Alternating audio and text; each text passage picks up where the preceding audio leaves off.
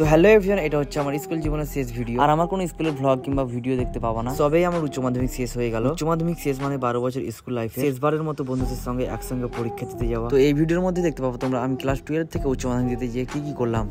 তো hello everyone, welcome to my new blog. কেমন আছে সবাই? আশা করছি সবাই আছে ভালো। এই ভিডিওটা আপলোড করতে অনেক লেট হয়ে গেল। তো আমার তখন চলছিল ক্লাস 12 এর এক্সাম। তো আমি এক্সাম দিতে যাওয়ার আগে আমি তোমাদের সামনে একটু ঢং মেরে নিচ্ছিলাম, কেননা আমার এতটাই কনফিডেন্স হয়ে গেছে যে আমি বিনা পড়াশোনা করাতেই এক্সাম দিতে যাচ্ছিলাম। তো আমি একেবারে রেডি ছিলাম। তারপরে আমার ভাই ভাতিজা ভাগনা মামুরা সবাই আমাকে আনতে চলে আসলো। তারপরে আমি আমার মামুর ব্যাগে পিচবোর্ড রেজিস্ট্রেশন ভরে দিলাম। তারপরে আমি আমার মামুর কেটিএম নট নিনজা S2R করে সোজা চলে গেলাম স্কুলের উদ্দেশ্যে।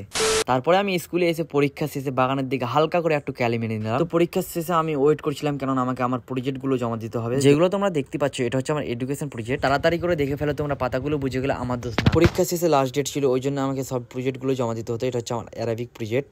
তো ফাইনালি আমি কিছুক্ষণের মধ্যে প্রজেক্ট গুলো জমা দিয়ে এসে বাড়ি চলে আসলাম। তারপরে এখানে দেখতে পাচ্ছ এখন আমাকে বিদায় দিয়ে দিচ্ছে সবাই। তো এই দিনটা ছিল আমাদের স্কুল জীবনের শেষ দিন। এই দিনটাতে আমাদের স্কুল ছেড়ে চলে যেতে হবে। তো আমি লাস্ট বারের মতো বাগান গিয়ে দেখি তো ভাই সব ফ্রি ফায়ার খেলতেই ব্যস্ত। তো আমি সবাইকে বললাম যে ভাই আজকে তো লাস্ট দিন, চয় স্কুলের ভিতরে যেই বসে। তাও সবাই ওইদিকে ফ্রি ফায়ার খেলতেই ব্যস্ত। তারপরে আমি আবার একা কি করি, তারপরে আমি আবার কাজে ব্যস্ত হয়ে গেলাম।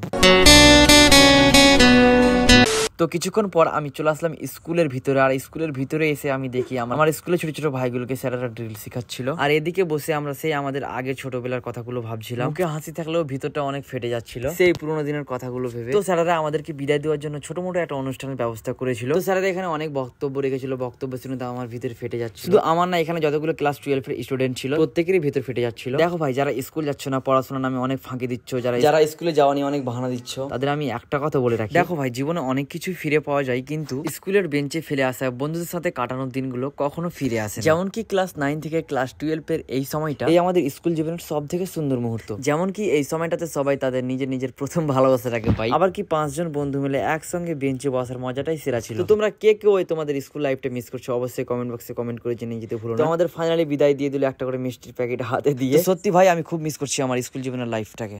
তারপরে আমি অনেকদিন পর যাচ্ছি। তো ফাইনালি গাইজ, এখন যাচ্ছি আমি আমার বোর্ড এক্সাম দিতে। তো আমার এক্সাম শেষ হয়ে গেছে। তো আমি ভিডিওটা দিতে অনেক লেট করে দিলাম। তো এই ছিল আমার স্কুল লাইফের শেষ কাহিনী।